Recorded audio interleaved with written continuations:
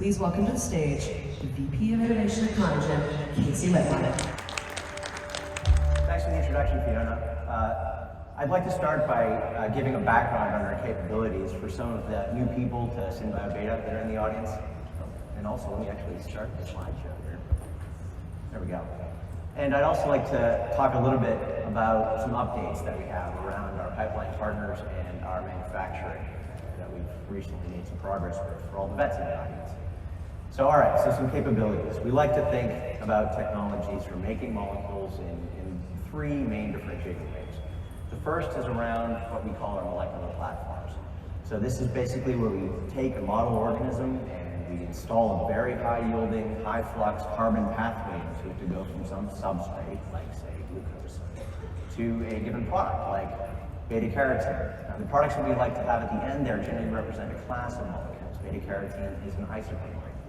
So beta-carotene is the orange color of carrots, but by making little tweaks to the end of that pathway, we can make all kinds of other isoprenoids, like astaxanthin, the pink color of flamingos, or canthaxanthin, the orange color of farm salmon flesh.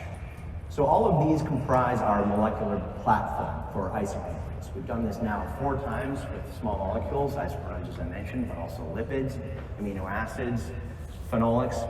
We've also done it with 2 macromolecule classes as well too. So those include the proteins as well as the oligosaccharides.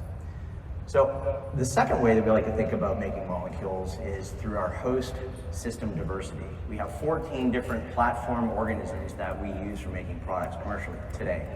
Of course, we use E. coli and Saccharomyces, the mainstays, but we don't think that those are perfect for making every single molecule in the universe. Now, we like to go to some of the oddballs, you know, the filamentous fungi, the heterotrophic protists, and we'll use those organisms for making other products that maybe aren't as well suited for E. coli and Saccharomyces. There are intrinsic advantages to these unique physiologies for these relatively new to science organisms that can be advantaged, even if it means building new transformation systems, building new fermentation procedures.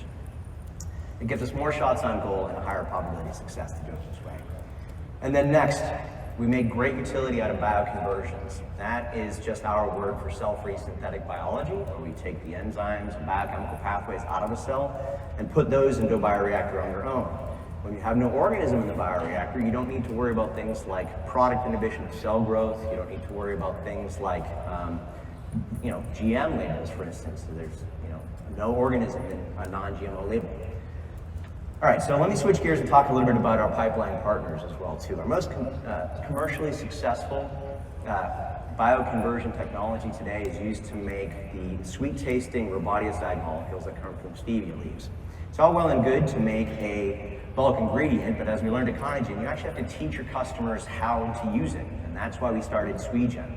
SweGen is set up to start from the bulk ingredient and create full sugar reduction solutions through applications development science as well as through sensory science. And as you can see here in some of these graphics, we create a lot of demonstration products in food and beverage for our customers who have the brands. And that really drives sales, and that's what you need to do. These are all great tasting products. There's a lot of effort that goes into these things, and I encourage you to come to one of our booths, booth 23, to sample some of these. The next company and the more recent spin out that we made is called Sensogen. Sensogen, in a similar way to SweGen, focuses on our flavor and fragrance molecules. And they similarly also have applications development and sensory science to support that full solution development. Now, their sensory science is even more meaty because they have to develop solutions not only for food and beverage, but also for any molecule, any application in which a flavor or fragrance is needed. So, candles, lotions, you name it. So again, booth 23 for actually sampling some of these. We have a number of these demonstration products out there that you can look at right now. We have a few things you can taste as well too, some interesting sodas that we've made, and they're all great. So let me wrap up by talking about how all of this is integrated through manufacturing. We have 4 manufacturing sites around the globe for world-scale manufacturing of our ingredients. Conagen, along with our manufacturing partners and our pipeline partners, is together in a fully vertically integrated organization. However, we're also horizontally integrated, and we've decided to call that circular integration. You can come talk to me later if you like that term. I'd like to hear about it. But in any case, each one of these tiers, the first 3, Conagen takes care of scale-up, development, exploration. Then again, our partners take care of the manufacturing. and the commercialization. They're all part of the same corporate family, so we can do this seamlessly. Now, I already mentioned our natural sweeteners portfolio as well as the flavor and fragrances. We also have a commercialization entity around food ingredients, but we are building more around cosmetics, nutritional products, agricultural products, pharmaceuticals, and green chemicals. All of these are areas that are open to either new companies for the applications development, commercialization, sales, and marketing, or through partnerships. And I would just like to impress upon you that we're a one-stop shop. Whether you're a brand, a big brand that needs new products to fill your pipeline, or if you're a new startup that's just trying to come up with an idea, come talk to us. So this last graphic is of our most recent acquisition. This is a large world-scale fermentation and biomanufacturing facility that we picked up in Eastern Europe a couple of years ago.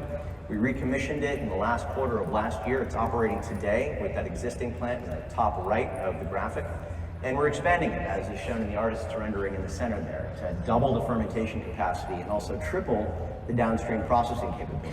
We're also building a new pilot plant here as well, too, to help the downscaling.